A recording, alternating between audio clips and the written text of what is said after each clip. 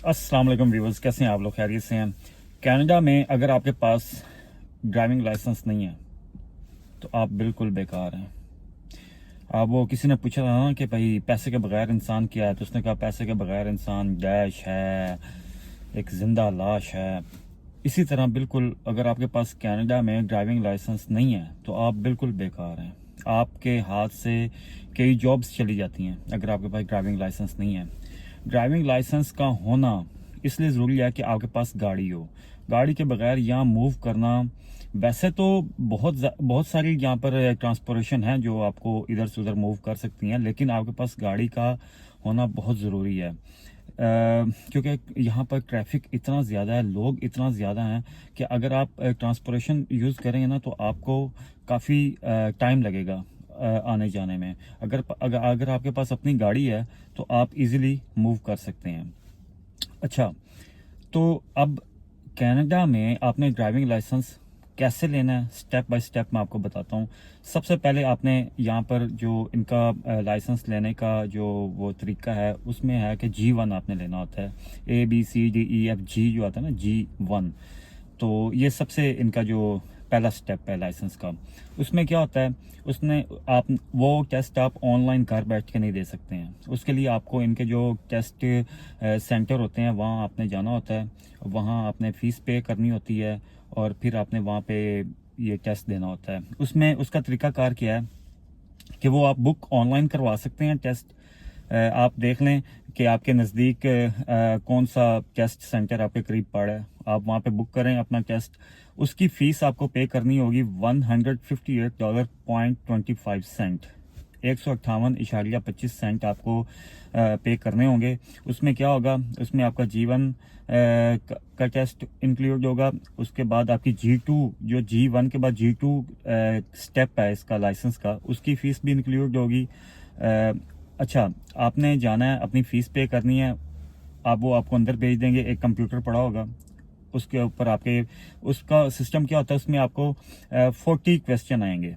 Multiple choice question होते हैं 40। उसको दो सेक्शन में उन्होंने डिवाइड किया होता है।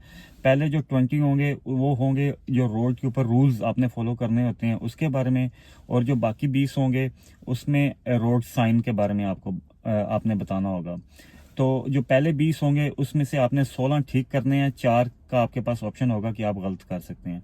और जो दूसरा सेक्शन होगा 20 क्वेश्चन का, उसमें भी 4 की आपके पास चॉइस होती है कि आप गलत कर सकते हैं, और लेकिन 16 आपको पहले सेक्शन में ठीक करने होंगे और 16 दूसरे सेक्शन में ठीक करने होंगे, तो आप टेस्ट पास कर लेंगे। अगर आपने 16 से कम ठीक किए हैं तो फिर आपको दोबारा रीटेस्ट देना होगा। और रीटेस्ट का ये होता है कि आप अगर फेल हो गए हैं तो आप बाहर जाएं और $16 दोबारा पे करें, और उसके बाद दोबारा आके G1 टेस्ट दे लें। फिर फेल हो गए हैं, फिर बाहर जाएं, फिर $16 पे करें, जब तक आप पास नहीं हो जाते। इसमें ये बड़ी एक अच्छी चीज़ है G1 में कि जब तक आप पास नहीं हो जाते हैं, आप $16 पे करते रहें और दोबारा टेस्ट को देते रहें। वो क्वेश्चन जो है ना, तीसरी चौथी मरतबा बंदा पास हो ही जाता है, क्योंकि वो क्वेश्चन बार बार वही आ रहे होते हैं, तो आपको पता लग जाता है कि यार मैंने लास्ट टाइम ये आया था, इसका ये दिया था, तो हो सकता है अब ये हो। मतलब आप ना तीसरी चौथी बार क्लियर कर ही लेते हैं। अच्छा, आपने G1 क्लियर कर लिया।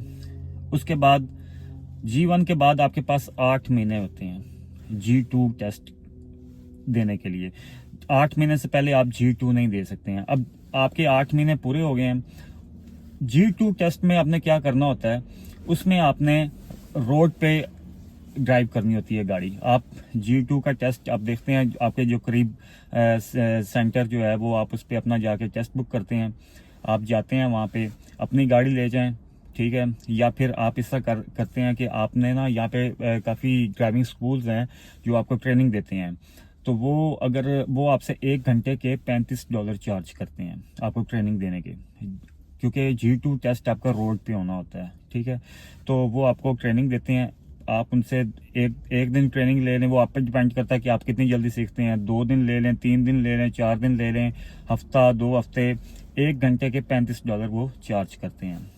तो अच्छा, वो फिर जो बंदा आपके साथ वो आपको ट्रेनिंग दे रहा होगा, ड्राइविंग स्कूल वाला, वही अपनी गाड़ी आपके साथ ले जाएगा। G2 टेस्ट यहाँ पर आपको होगा और उसी गाड़ी में फिर आपने टेस्ट देना होता है। आप पहुंच गए हैं जी सेंटर पे, वहाँ पे जो इंस्ट्रक्टर होगा टेस्ट लेने वाला वो आएगा, वो आपका लाइसेंस चेक करेगा, फिर आगे जाके खड़ा हो जाएगा, आपको कहेगा राइट सिग्नल जो है उसका वो करके दिखाओ, लेफ्ट करके दिखाओ, हॉर्न करके दिखाओ, ब्रेक लगा के दिखाओ, पीछे जाके लाइट्स चेक करेगा कि लाइट्स जल रही हैं ब्रेक लगाने के बाद या नहीं। सारा कुछ चेक करने के बाद वो अंदर आके बैठ जाएगा और आपको कहेगा जी चलें स्टार्ट करें। G2 टेस्ट में आपने किन चीज़ों का ख्याल रखना होता है, सीट बेल्ट आपने बांधनी है, ठीक है। उसके बाद आपके दोनों हाथ स्टीयरिंग पे होने चाहिए।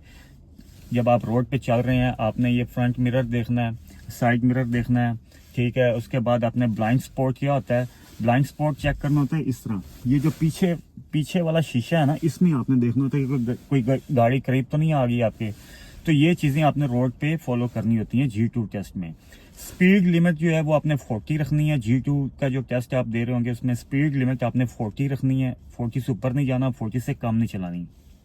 उसके बाद आपके पास जो भी G2 के रूल्स होंगे रोड पे वो आपने फॉलो करने हैं। तो वो जो वो आपको कह रहा होगा कि राइट टर्न ले लें, लेफ्ट टर्न ले लें, ठीक है, यहाँ पे जो वो इंस्ट्रक्शन आपको दे रहा होगा वो आपने फॉलो करनी है। और साथ साथ वो आपको ना उसके पास एक कॉपी पेंसिल होगा जिसपे सारा कुछ वो आपका ना लिख रहा होगा कि कहाँ आप गलती कर रहे हैं, कहाँ बिल्कुल ठीक जा रहे हैं। उसके बाद वो जब आपको वापस लेके आएगा वो आपको बता देगा जी आप पास हैं या फेल हैं। अगर तो आप पास हैं तो वेरी गुड, अगर आप फेल हैं तो आपको फिर जो है वो मेरा ख्याल में 53 के $54 फीस जो है ना वो दोबारा पे करनी होती है G2 की। और फिर आपने ऑनलाइन जाके देखना होता है कि आपको नेक्स्ट डेट कब अवेलेबल हो रही है, 1 हफ्ते बाद अवेलेबल हो रही है, 1 महीने बाद अवेलेबल है, तो आपने दोबारा वो बुक करनी है और दोबारा फिर आपने G2 देना है, ठीक है।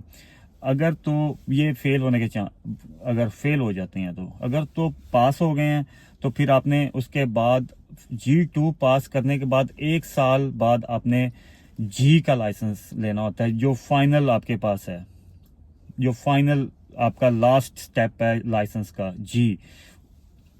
अच्छा मैं आपको ये साथ बता दूं कि G1 जो होगा ना, जब आप G1 ले लेते हैं उसमें आप गाड़ी अकेले नहीं चला सकते हैं सिटी में। उसके लिए ये ज़रूरी है कि अगर आप G1 लाइसेंस आपके पास है और आप गाड़ी चला रहे हैं तो आपके साथ कोई फुल जिसके पास लाइसेंस होगा G, वो आपके साथ बैठा हो पैसेंजर सीट पे और उसके पास 4 साल का एक्सपीरियंस हो, तब आप G1 के साथ गाड़ी चला सकते हैं, ठीक है। जब आप G2 ले लेते हैं तब आप गाड़ी चला सकते हैं लेकिन कुछ रिस्ट्रिक्शंस होती हैं, मतलब आप हाईवे पे नहीं लेके जा सकते, सिटी के अंदर आप गाड़ी चला सकते हैं G2 लाइसेंस के साथ। लेकिन जब आप G ले लेते हैं फुल लाइसेंस तो फिर आप कहीं भी जाके गाड़ी चला सकते हैं, हाईवे पे, सिटी में, फिर आप फुल ड्राइवर हो जाते हैं। अच्छा जी, G2 आपने ले लिया, उसके बाद 1 साल बाद आपने G का देना होता है टेस्ट। जब आपका G का टाइम आएगा उसकी आपने फीस पे करनी होती है, लमसम मेरा ख्याल है कोई $90 उसकी फीस है कि पता नहीं कितनी है, मेरा ख्याल में इतनी है $90। तो वो आपने G का टेस्ट देने आप गए हैं, G में वो सारी चीज़ें वैसे ही करेंगे, गाड़ी का चेक करेंगे, सारा कुछ इंस्ट्रक्टर आके आपके पास बैठ जाएगा। G में वो आपको सिटी में नहीं लेके जाएंगे, वो सिटी में से आपको निकाल के हाईवे पे ले जाएंगे। G टेस्ट में आपका जो ड्राइव टेस्ट होता है वो हाईवे के ऊपर होता है, वो आपको हाईवे पे लेके जाएंगे जहाँ पे स्पीड लिमिट 100 होती है, समटाइम किसी हाईवे पे 90 भी होती है। तो आपने हाईवे पे जैसे ही जाना है अपनी स्पीड लिमिट को जो है ना वो पूरा देखना है कि 100 पे जा रही है आपकी गाड़ी, इससे ज़्यादा नहीं जानी चाहिए, इससे कम नहीं होनी चाहिए, ठीक है। फिर वो आपको लेन चेंज करने का बोलेगा हाईवे पे, लेन चेंज आपने बिल्कुल इसी तरह करनी है, आपने मिरर में देखना है, ब्लाइंड स्पॉट चेक करना है, अपनी सेफ साइड देखनी है और लाइन चेंज कर लेनी है, ठीक है। तो उसके बाद वो फिर आपको एक जगह से हाईवे पे ले जाएगा और आगे जो उसका एग्जिट होगा वहां से वो आपको निकालेगा और दोबारा उसी जगह से एग्जिट करवा के फिर हाईवे पे लेके आएगा और फिर एग्जिट करवा के अपनी टेस्ट सेंटर पे वापस लेके आ जाएगा। उस दौरान वो सारा चेक करेगा कि आपने सारा कुछ ठीक किया है, आपने लेन चेंज करते हुए ब्लाइंड स्पॉट चेक किया है, मिरर चेक किए हैं, आपने गाड़ी सेफ चलाई है, आप इस काबिल हैं कि आपको लाइसेंस दे दिया जाए, तो वो आपको कह देगा जी ठीक है आप पास हैं। और अगर तो आप फेल हो गए हैं तो फिर उसका दोबारा वही प्रोसीजर होगा कि आपको दोबारा फीस पे करनी होगी और अगली टेस्ट की डेट कब अवेलेबल है आपको वो देखनी होगी और दोबारा टेस्ट देना पड़ेगा। ये जी 3 स्टेप होते हैं यहाँ पे, G1, G2 और उसके बाद G। जब आप G ले लेते हैं उसके बाद आप मुकम्मल यहाँ के ड्राइवर बन जाते हैं। उसके बाद आप امیزون میں ڈلیوری ڈرائیور کی جاب کر سکتے ہیں. اس کے علاوہ اور کافی کمپنیز ہیں جہاں پہ آپ driving as a driver job کر سکتے ہیں. ٹھیک ہے, سٹی کے اندر بہت ساری ایسی جابز ہیں جن کو ڈرائیور چاہیے ہوتے ہیں فل جی والے. ٹھیک ہے, اور اس کے بعد آپ اپنی گاڑی بھی لے سکتے ہیں, اپنی گاڑی لے کے خود آپ چلا سکتے ہیں. بہت فائدے ہیں یہاں پہ لائسنس کے. لائسنس آپ کے پاس ہونا بہت ضروری ہے. میں نے آپ کو سب بتا دیا ہے. G1 کی فیس کتنی ہے, وہ ٹیسٹ کیسے دیتے ہیں. G2 کی فیس کتنی ہے, وہ ٹیسٹ کیسے دیتے ہیں. جی کی فیس کتنی ہے, وہ کیسے دیتے ہیں. یہ جی سارا پروسیجر ہے جس سے آپ کو گزرنا پڑتا ہے کینیڈا میں لائسنس پورا جی لینے کے لیے. اور میں نے سوچا یہ انفارمیشن آپ کے ساتھ شیئر کرنی چاہیے. جو میرے دوست بھائی کینیڈا نئے آئے ہیں ان کے لیے یہ ویڈیو بہت ضروری ہے. اور جو بالکل تیار بیٹھے ہیں بیگ شیگ باندھ کے کینیڈا آنے کے لیے, ان کے لیے بھی یہ ویڈیو بہت ضروری ہے کہ آپ کینیڈا آئیں. کینیڈا آنے کے بعد پہلا کام آپ کا جو ہے, پہلا کام وہ تو جاب ہی ہوتی ہے. اس کے بعد جیسے ہی آپ کو کوئی چھوٹی موٹی جاب ملی ہے, اس کے بعد آپ نے دوسرا جو سب سے امپورٹنٹ کام کرنا ہے نا, وہ آپ نے کرنا ہے کہ آپ نے اپنا لائسنس لینا ہے. آپ یقین کریں, آپ لائسنس آپ کے پاس نہیں ہوگا نا, آپ اپنے آپ کو فضول سمجھ رہے ہوں گے. دوسرے تو سمجھیں گے, آپ اپنے آپ کو خود فضول لگ رہے ہوں گے. لیکن جب آپ لائسنس لے لیں گے, چاہے آپ نے اپنی گاڑی نہیں لی, آپ کے پاس لائسنس آ گیا, سمجھے آپ کے سامنے کتنی ہی جابز کے دروازے کھل گئے ہیں. اپنا خیال رکھیے گا, دعاؤں میں یاد رکھیے گا. ملتے ہیں اگلی ویڈیو میں. اللہ حافظ.